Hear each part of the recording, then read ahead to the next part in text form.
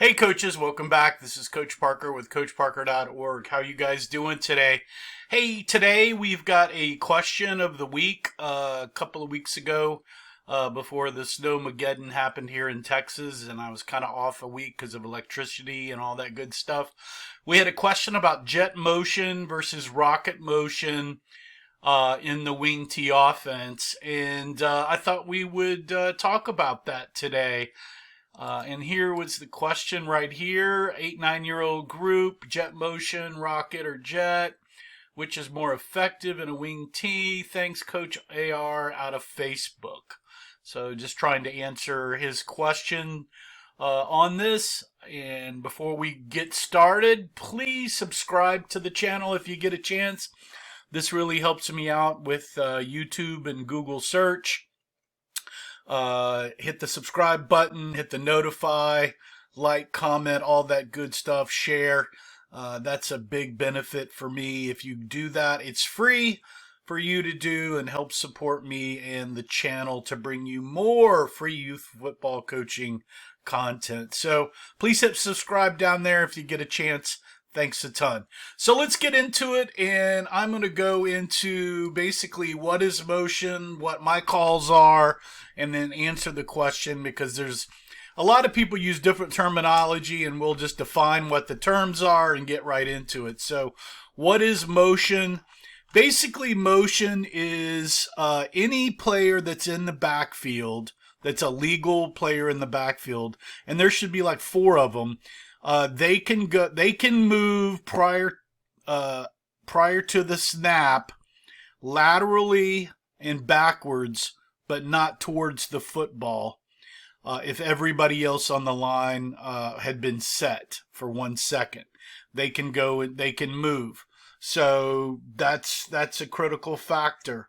One of the things that I used to get called for is we would go down and set like the Dallas Cowboys, and I was running my motion back on set too, and I was getting a lot of illegal motion calls. So you can't do that. You're however many linemen you have on the line, and that could be 10 if you wanted, but usually you've got 7 linemen and 4 backs. So one of your 4 backs can go in motion if your other 7 linemen are set.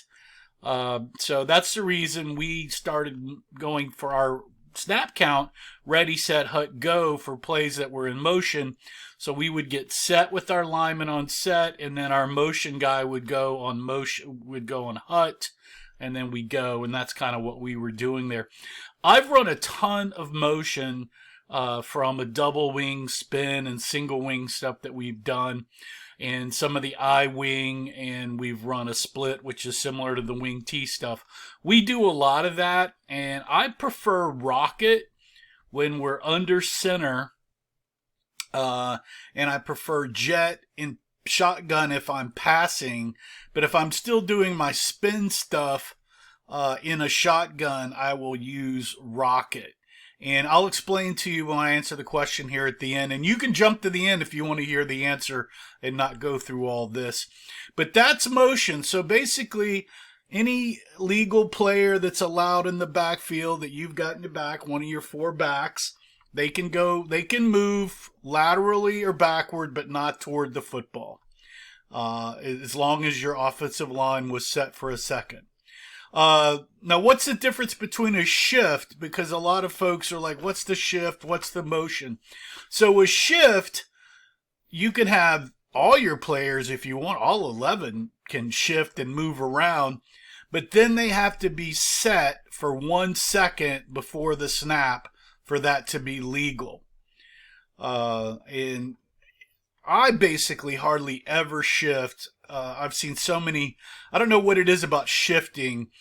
I usually can teach this 1 kid or 2 kids to go in motion, and everybody else will not go crazy about that. But it seems like when I get more than 1 or 2 that kind of understand motion, and I'm trying to shift people around, I'm always getting into a penalty. And we played a team in the playoffs about 4 or 5 years ago that he shifted a lot.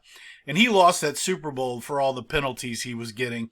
And it really wasn't helping his play. But to me, I'm very careful with my shifts. I will almost never have I called a shift that is actually part of a play. Now, I may have audibled and shifted somebody from the sideline once I saw they got up there and didn't like something, but I will hardly ever move more than 2 or 3 guys because it becomes a nightmare. So that's motion and shifting. So motion, backfield guy can go in motion, forward, backwards or lateral. Shifting, everybody can shift, but then they've got to be set for 1 second. So that's kind of where that is. So so let's see, what did I get? Advantages of motion.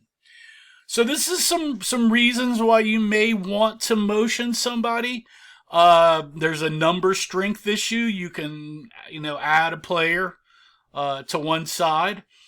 Misdirection, you can get the defense that's looking at the motion back, this is the main reason I run a ton of motion, is younger linebackers and corners, especially weak corners and weak linebackers, will fall for a motion back really easily. So I run a ton of misdirection using motion. And that's my number one misdirection kind of thing.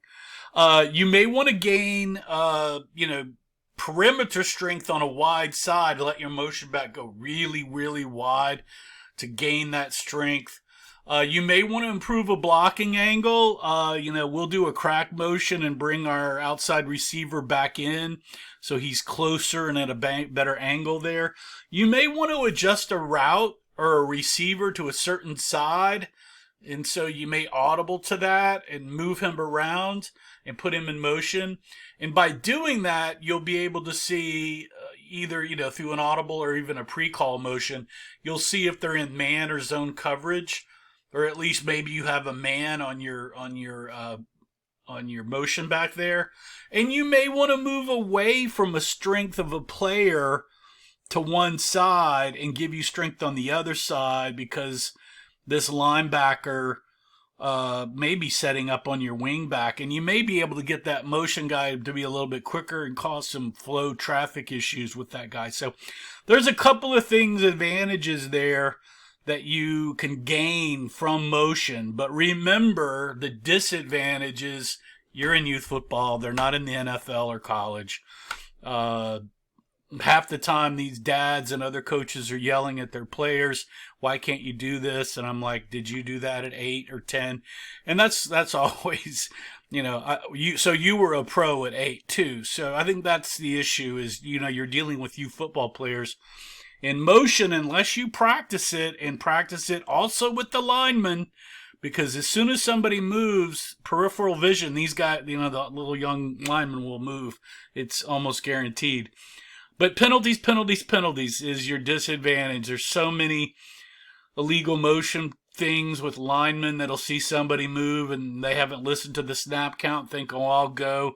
The other thing is, whatever youth football referee you get in your league, they might not be that good. And I don't know how many times I've been called offsides for motion, and when we're not offsides, but they don't know any better. And the other thing is, if you get a lineman that moves when you're, he's slow to get set, and he's setting the same time your motion back is going, that's illegal motion because he hasn't been set.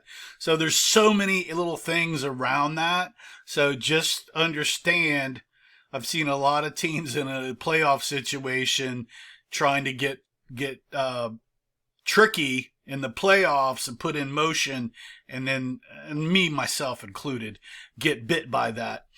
The other thing that I saw over on Dave Caesar's website when I was looking and reading a bunch of articles on stuff today and over the last few weeks on motion is, and I agree with him on this point, is don't run motion until your base plays are kind of solidified. Now if that play has motion in it, I'd make sure all your plays that don't have motion, make sure you can run some stuff before you kind of add motion. And if you hadn't had motion in and you decide, well, I'm going to add motion to this I wing play now and it'll be easy, I would I would make sure you don't use the word easy in there and you practice and get reps on that, because all this motion stuff must be practiced. So there's my take on that. So let's go through these motion calls that I use so everybody knows, because everybody calls stuff differently. So what I call rocket motion is what I call my deep motion, and it's also called as orbit for a general right and left. There's also laser and rocket, which is left and right. But I'll usually, when I call motion, I have my other terminology, which is my like 2 deep mode. You can see here is my 2 back is going in motion. And on this first one, he's getting the ball on a toss here.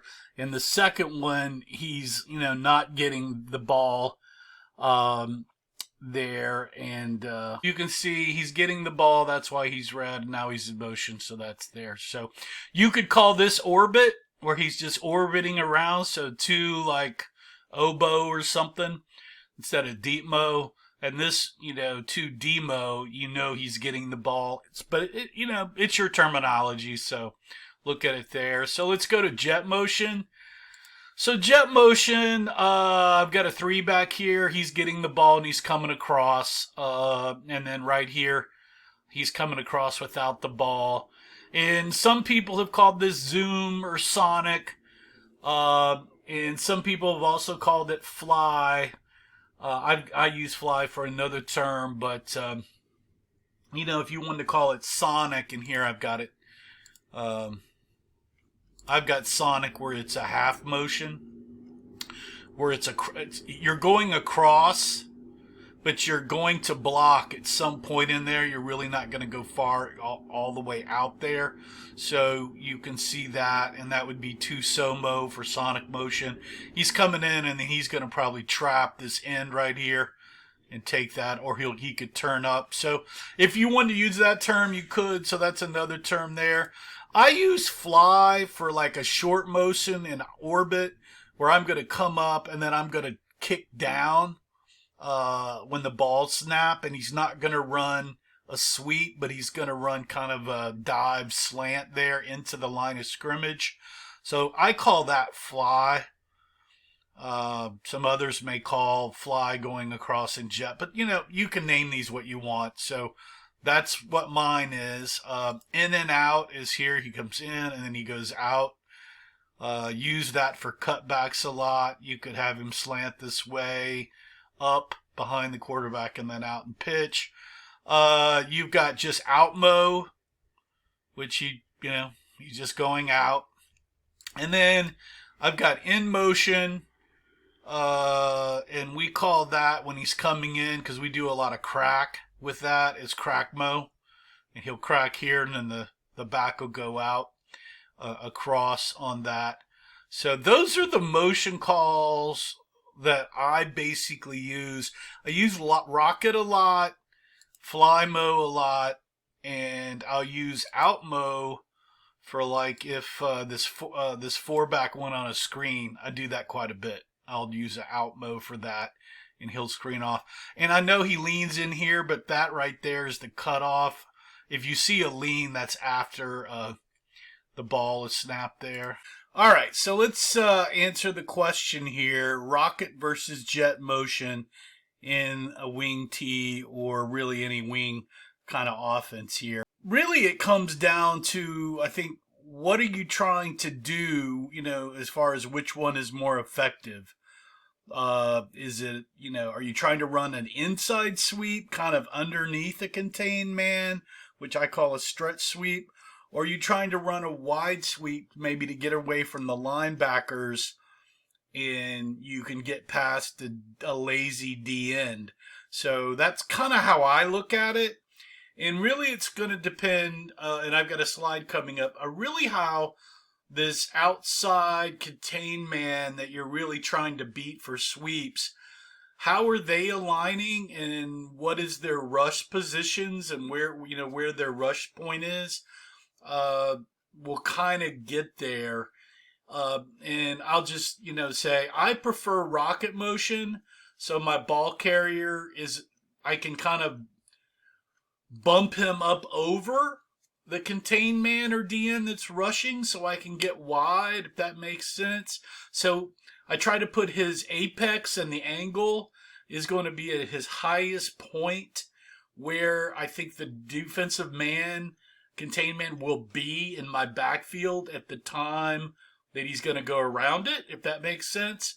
And then I'll prefer jet mo or no mo for runs where I want to go underneath a contain man and I'm using maybe the jet guy to block, or I'm kicking out or popcorning the D end up with my two backs there. So that's kind of some stuff there. I think jet motion works great if I'm in a shotgun and I'm passing versus orbit. Like if I've got a deep shotgun, then my jet back can basically move his apex around the DN, and that way I can keep my quarterback eyes downfield all the time, and I can make good fakes with if my quarterback isn't doing any spin kind of stuff.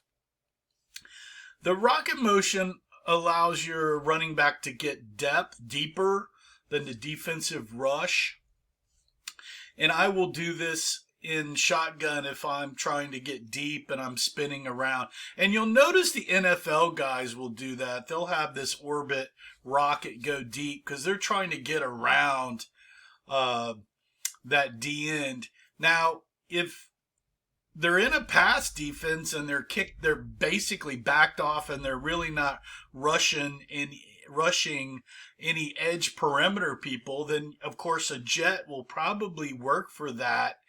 If you're not trying to get too wide. So let's look at it visually here. I've got a chart here on kind of where outside linebackers or DNs, kind of these contained people, will be pre-snap or after snap kind of things. And so here's how I run rocket motion here. I'm going behind the backs. I'm going to do my little toss here. And so I like rocket, especially if the DN is boxing here and they can, kind of log him or seal him to the inside, these two backs, by kind of hinging and bubbling around him there. So I feel like I'm better off, and especially if he's playing here, these two guys can get him in a heartbeat, and I may even pull the guard around to get him. So it's really, it's what are you doing there? So I prefer rocket in a situation like this. Now, we play where our DN goes up here because I run this a lot, and a lot of teams do. So we're having our DN come up quite a bit, and that may be where a jet will work for you. Because if he's way up and he's coming up here, you can let him get up here and run this jet underneath. You can see here, if he's up here already, you can run the jet underneath him all day. And if we catch teams in scouting or in games doing that, we'll have them just box sit right here instead of going high. So that's one way to get around that. Now you can see in the jet motion, if you've got a box and kind of a normal DN boxing right here, he's boxing right at this jet point, and it's hard. It's going to be hard to get through that. And a majority of teams teach box. So I feel like, that's pretty tough. Now, if you've got two great blockers here and they can popcorn him up and they can get there fast enough, then jet may work for you. But if they've got a great linebacker here, he's going to come over and get that. So, if everybody's kind of slow, jet may work for you a majority of times, in my opinion. But I prefer, like I said earlier, this rocket where I can get depth. And you'll see that in the NFL. They'll run some jet sometimes, but a lot of that they're going to run rocket or orbit to get around there, to get depth and around that, and they get wider. So it really depends on what you're trying to do. The other thing here with jet, you can jet him across on what I was calling a sonic, and have him block the DN here and then lead with 3 and hand off to 4, on like a 45 or 7 here. And that would work really nice. We kind of do that with a play of ours call a 45 spin. But he's still rocketing up, getting the DN to come up versus blocking it. So that's kind of where I'm at. I hope I've explained it. So really the answer to me comes back in, what are you trying to do? And what is the DN and defense doing as far as their rush to figure out what's more effective and what your talent can do? If your two blockers are not very good at this block, here, and maybe this rocket helps them out, then maybe you need to rocket. If you're better going underneath, then go underneath and use jet. So that's kind of my answer there. I hope that explains that. I know that's how I would do it. Hopefully you've liked the video.